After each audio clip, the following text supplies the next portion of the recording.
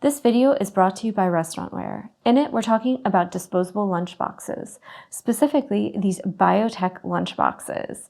Now they come in two different styles, these that fold up and these that just kind of pop up. They're really easy to set up. These 9 by 7 by 3 fold up into a cute little presentation. And then there's a slightly larger size with more headroom that's 9 by 7 by 4, so you get more depth here.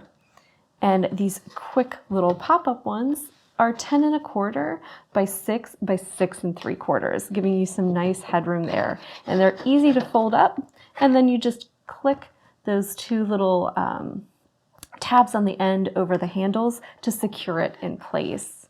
The other ones are easy to fold as well and are made of sturdy, grease-resistant lined paper, which makes them fantastic for all types of meals and foods, even if they're saucy or greasy. The handles make them easy to transport and to hand off to your customers. The paper is recyclable, which makes disposal as easy as they are to set up and use. They come in a couple of different color options. So you have your white with gray, newsprint, the black and craft, which you see there in both sizes, and they also come in craft and green as well.